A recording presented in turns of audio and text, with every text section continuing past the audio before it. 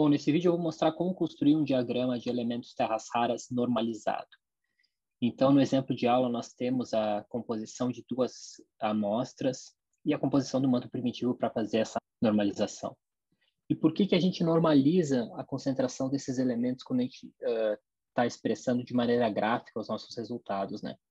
Existe um efeito que está associado à geração desses elementos, e o que acontece é que os elementos de número par têm uma concentração distinta dos elementos de número ímpar.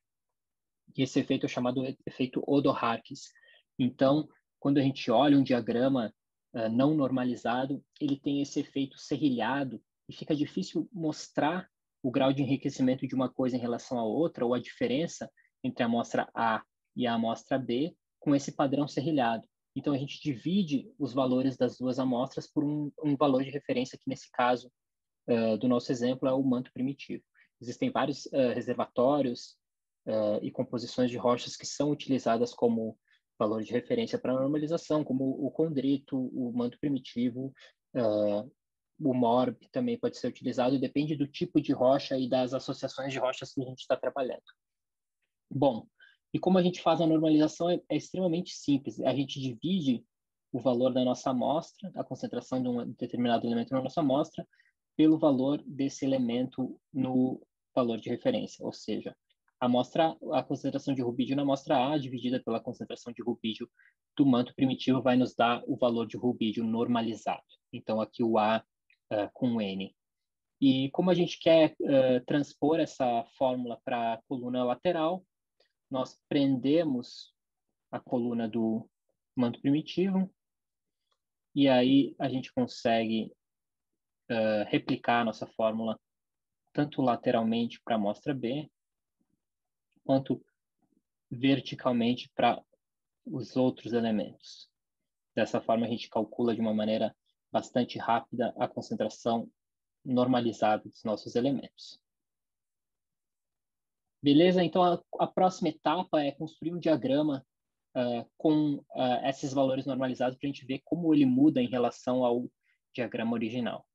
Então, aqui eu vou utilizar o mesmo padrão, então eu copiei e colei o diagrama anterior, e aí eu vou trocar os valores de B para valores normalizados e os valores de A para valores normalizados pelo manto primitivo.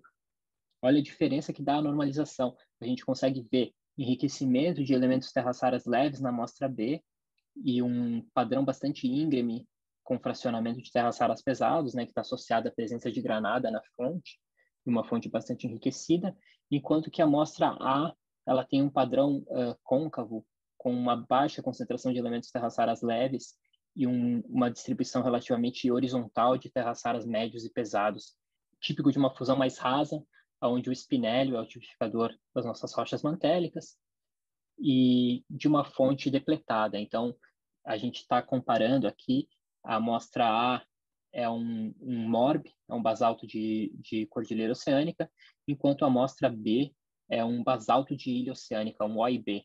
Então, são duas fontes mantélicas completamente distintas e dinâmicas de fusão parcial distintas também. A construção de diagrama multielementar, ela se dá da mesma forma. Então, a diferença para o diagrama de elementos terras raras é que ele usa, além dos elementos terras raras, elementos traço que são chave na identificação de alguns processos petrológicos. Então, basicamente, o que a gente tem que fazer é rearranjar a ordem dos elementos. Então, aqui é a ordem original da nossa tabela, e aqui no exemplo do Spider ou multielementar, eu já coloquei na ordem que eles costumam aparecer. Então, nessa ordem que já segue a diminuição de compatibilidade ao longo dessa lista de elementos.